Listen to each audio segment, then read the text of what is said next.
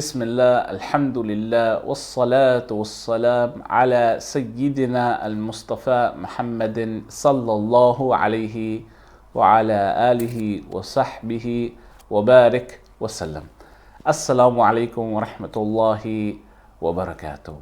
Welcome to another episode of our series, The Records of the Legends. And inshallah, the legend we are speaking about today is the greatest scholar, as we mentioned in the last episode, the greatest scholar of the Tabi'een, and that is the next generation after the companions of the Prophet Muhammad sallallahu alaihi wasallam.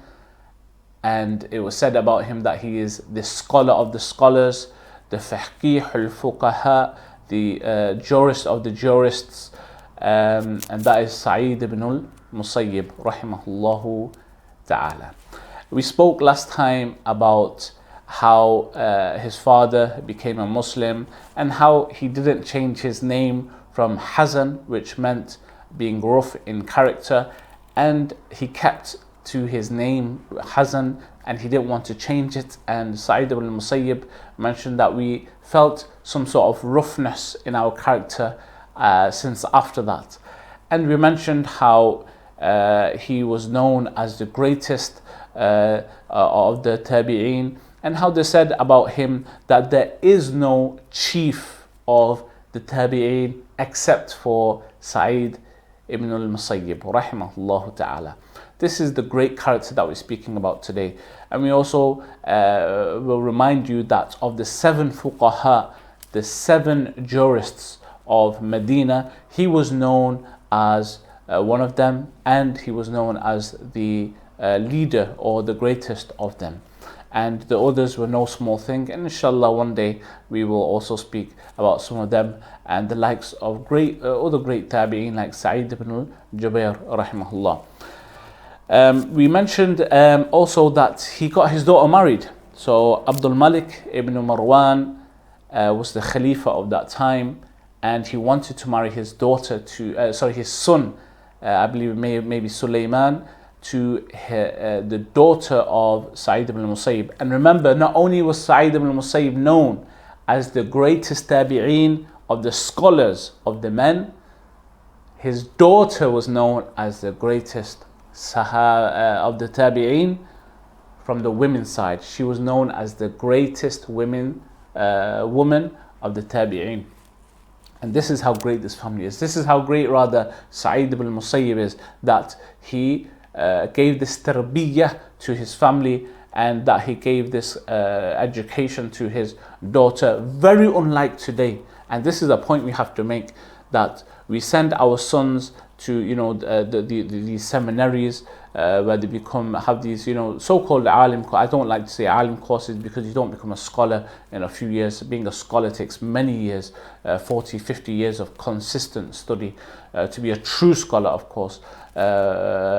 And unfortunately, we've kind of left this education when it comes to our daughters. And as one of the great ulama of the past said, maybe Ibn al-Qayyim rahimahullah, or maybe another great scholar, he said that I think that our women are more in need of this education than the men are. But unfortunately, we don't do that. But look at Sa'id ibn al-Musayyib. Why do we not take them as an example and follow their way? He gave this tarbiyah, and we know the Prophet sallallahu alaihi wasallam, that he taught us that if we educate our daughters, there will be a great reward for it. So now if we remember that he brought his daughter, he married his daughter off to his student whose wife had passed away for 2 dirhams, and he brought his daughter to him on the very same night. And when he knocked on his door, he asked, "Who is it?" He said, "Sa'id." And he thought to himself, which Sa'id? And he thought of every Sa'id except for Sa'id ibn al-Musayyib, even though he is his teacher. When he opened the door, it was Sa'id ibn al-Musayyib with his daughter, and he pushed the daughter in. Now, there's something I didn't mention, I believe, last episode, and that is that the reason he didn't think it was Sa'id ibn al-Musayyib, and this is a great statement, I was very surprised at this, because when he was in Medina, he was never seen except between his house and the masjid. For 40 years, Sa'id ibn al-Musayyib was not seen for 40 years in Medina except between his house and the masjid of the Prophet Muhammad sallallahu alaihi wasallam. Now, moving on, we mentioned that in his time was the time also of Hajjaj ibn Yusuf, and Hajjaj ibn Yusuf, he did a lot of bad things in his time. Yes, he was the person, I believe, who sent the army, the Ghazwa, to Hind, to Pakistan today, and in that time they did reach Hind, and there was a point where they reached Lahore, and then, which is in Pakistan today, and then they went beyond that. Hajjaj ibn Yusuf was the person who sent the armies to do jihad in Hind today, as we know as the subcontinent. And so many of us, yes, I believe maybe see him as a positive light, but the fact of the matter is that the great scholars like Sa'id ibn al-Jubair were killed by him, and so was Abdullah ibn Zubair, the Sahabi radiyallahu ta'ala anhu, was killed by none other than Hajjaj ibn Yusuf. Now, and they were killed in a very, very nasty way. They were either burnt, tortured, boiling hot water poured on them, things that were poured on them where the skin started to separate from the bone. I don't want to get too gruesome, but he killed them in a very harsh manner. So let's go back to that scene. Let's go back to that time. So the Sahaba radiyallahu anhum are passing away. The deen is kind of being passed on to the next generation, and alhamdulillah, they are doing it right, they're doing it good. They're not like the Sahaba, but they are good. They are the best generation. They are the best generation after the Sahaba ever. I mean, even according, even the followers of the other prophets are not like the Tabi'een, even though they did not see a prophet, even though they did not see the Prophet Muhammad sallallahu alaihi wasallam. And the chief of them of the scholars of course, is Sa'id ibn al-Musayyib. Now, in his time, there were some problems. Abdullah ibn Zubair had his own caliphate in Mecca. And of course, we know since the time of Muawiyah, there was a problem between Muawiyah and Ali ibn Abi Talib, and then of course after Ali ibn Abi Talib passed away, there was a sulh between them, which is a prophethood promised to us by the Prophet ﷺ and his grandson Hassan ibn Ali ibn Abi Talib, may Allah be pleased with him, brought the two factions together by leaving the rule of by leaving the position of being the Khalif and allowing Muawiyah to be the Khalifa, and then thus bringing these two factions together and so on. And since then there's been some issues. Of course, after Muawiyah there was a Khalif that was not really following the true principles of Islam, and so there were some issues that formed, and since then there's been issues here and there, and Abdullah ibn Zubair had claimed his own Khalifa in Mecca, the great Sahabi, and we will inshallah speak about him, his greatness. And Hujjaj ibn Yusuf went to Mecca, and of course he was the one who rained rocks upon Mecca, even damaging the Kaaba himself. It was said Abdullah ibn Zubair would be praying, everybody would be taking cover, but he would not care, because if a rock landed on him, then he would be shaheed. And he would be praying, and one time it actually landed very close to him, but he did not move. He had no fear. He had a governor in Medina. Now, he was taking bay'ah of the people of Medina, which is the city of the Prophet ﷺ. Sa'id ibn al-Musayyib is a great scholar, and he is a great character, and he is a strong individual with a strong character. And he took his own position. He would not take bay'ah. He would not do bay'ah, which is pledging your allegiance to the Khalifa. He would not take it unless he sees that that Khalifa, that leader has been accepted by the Muslims, because the true Khalifa is the one who has been accepted by the Muslims as a Khalifa. So he would wait till that. So he didn't take bay'ah. Now the leader in Medina at that time, under Abdullah ibn Zubair, may Allah be pleased with him, was someone who, of course, pushed for that allegiance. When he refused, he whipped him, and he whipped him many times. He punished him. When Abdullah ibn Zubair found out about that, he said, "What's with us and the likes of Sa'id ibn al-Musayyib? Leave him, let him go. You don't need to whip him and bring him into this issue because of his great status and who he is." Abdullah ibn Zubair told him, "Leave him. What do we want with him? This great individual, leave him." And of course, Abdullah ibn Zubair is a Sahabi, and none of the Tabi'een are like any of the Sahaba. May Allah be pleased with them. And of course, that's from his Abdullah ibn Zubair's virtue, that he would even ask questions for interpretation of dreams from some of the Tabi'een who were known for that. And that's of course from his humbleness, inshallah, and his want for knowledge, radiyallahu ta'ala anhu. But today we're speaking about Sa'id ibn al-Musayyib. So now, after Abdullah ibn Zubair was unfortunately killed by Hajjaj ibn Yusuf, they came to a time was coming where now Medina has to pledge allegiance to Abdul Malik ibn Marwan, to the Khalifa of that time.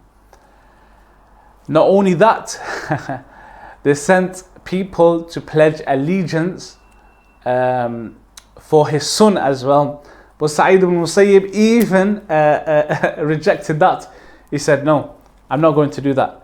He said, "There's only one Khalifa at a time. There's only one allegiance at a time. I've already pledged allegiance to a Khalifa. I'm not going to pledge allegiance a second time. There's only one allegiance." And so, of course, what happened was many of the Khalifas tried to make sure that the Muslims had pledged allegiance or accepted their son as the next Khalifa, so they can put their son as the next Khalifa and ruler as they passed away. Of course, he even rejected that when it came to that time. But before we get to that, now Abdullah ibn Zubair had passed away. They knew they were coming. They knew they were coming to take allegiance from the people of Medina, allegiance for their obedience to the Khalif. Now the people were scared, and they knew Sa'id ibn Musayyib now. They knew him, and they knew him well. And they were concerned about him, and they loved him, and they knew his position. So they came to him and they gave him advice. How did he react to that advice? Find out, inshallah, right after this break, inshallah. Assalamu alaikum wa rahmatullahi wa barakatuh.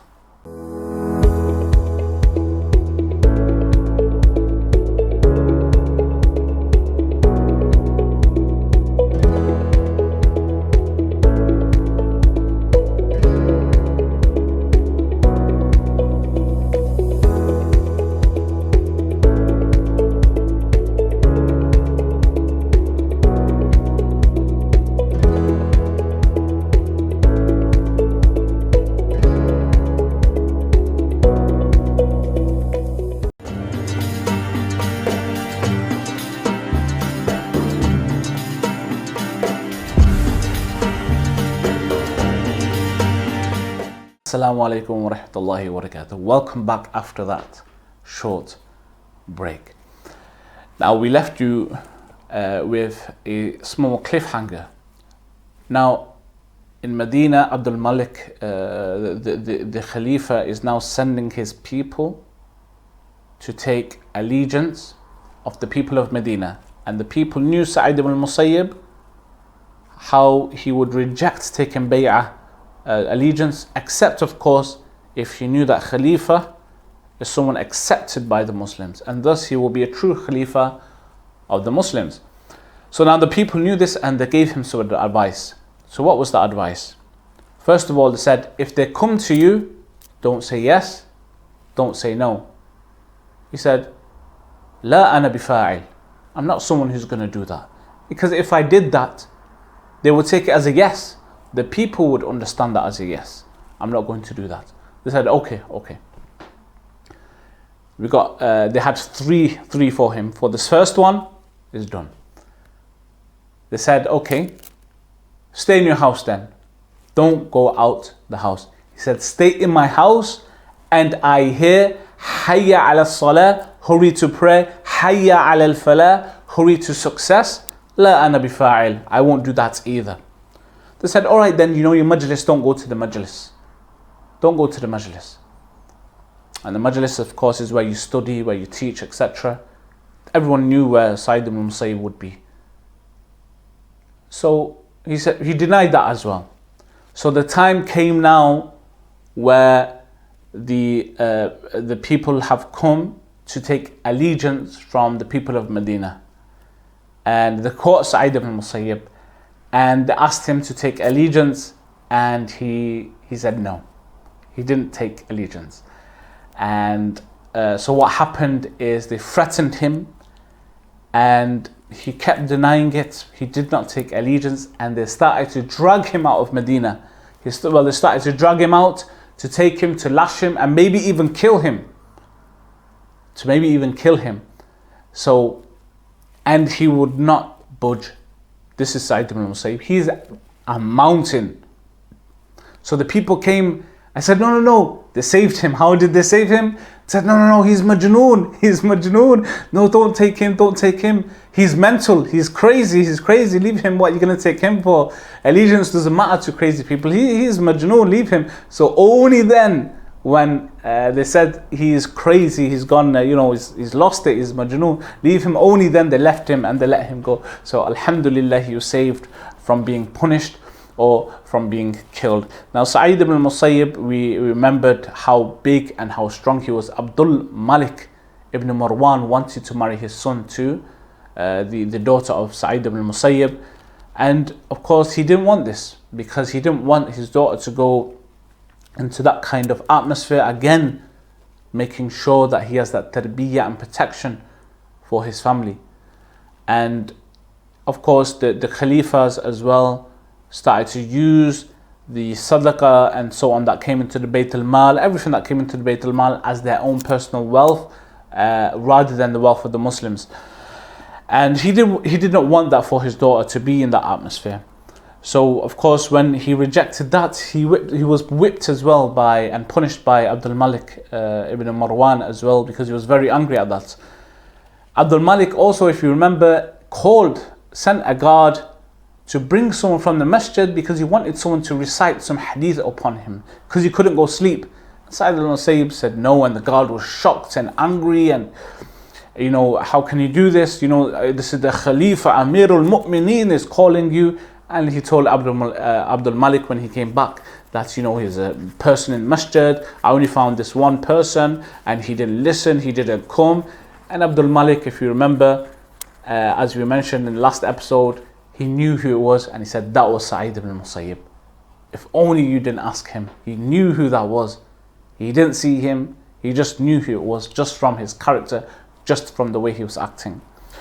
And remember, Umar ibn Abdul Aziz, rahimahullah, he was known as the 5th righteous Khalifa of the Umayyads, and he called Sa'id al-Musayyib. So it's not that Sa'id al-Musayyib just dislikes all kind of people, all the Khalifas or anything like that. No, remember, he took the bay'ah, of course, on the condition that that Khalifa is a true Khalifa that is accepted by the Muslims. So when Umar ibn Abdul Aziz called him, he didn't call him, he sent a message to him. I think it was to ask about a certain mas'ala, an issue. Now Sa'id ibn Musayyib, he came to Umar ibn Abdul Aziz, and then when Umar saw that he's a great individual himself, he said, the messenger messed up. I didn't say come to me, because he knew the position of Sa'id ibn Musayyib. He knew who he was. He said, no, I didn't say come to me. The messenger actually messed up in his when he gave you the message. He didn't give you the message correctly.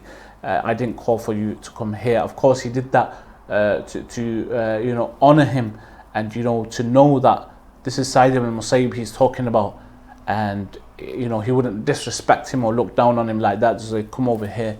And this was a great alim. So one day the people asked him, Why is it that Hajjaj ibn Yusuf didn't call you, he didn't humiliate you, he didn't burn you, he didn't do any of those things? Why is that? And he did that to other people, other great ulama, great scholars. He said, La adri, I don't know. He didn't know for sure. He said, but one day though, years ago, he was praying in the masjid and I saw him, and he wasn't praying properly, and he was praying with his father. I went to him and he got some dust, turab off the floor, and he kind of just threw it in front of him like that. As in to say, this is your prayer. Your prayer is nothing. And of course, that's why, nowadays, what we do is, speakers as well, we speak against people in the masjid doing da'wah to others.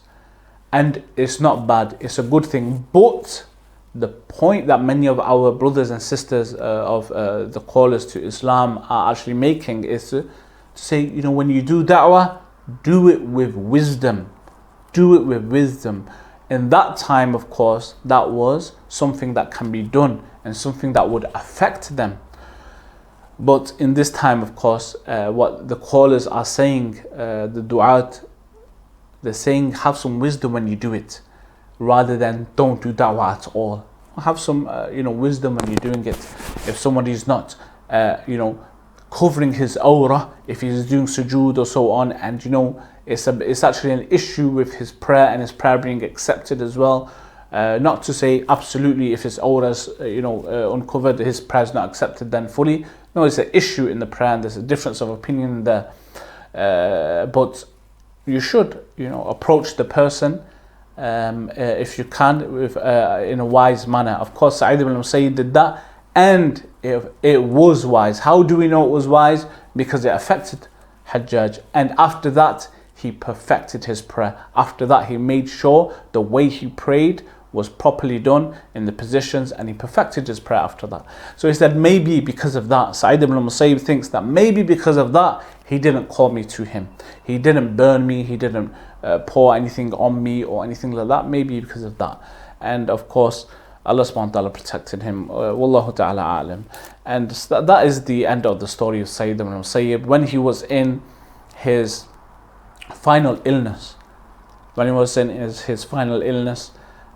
people came to listen to some hadith from him, and inshallah he wanted to recite some hadith or hear some hadith from him. So he did something that's very respectful, and inshallah we'll go through that next time bi'iznillahi ta'ala. So until next time, inshallah. Assalamu alaikum wa rahmatullahi wa barakatuh.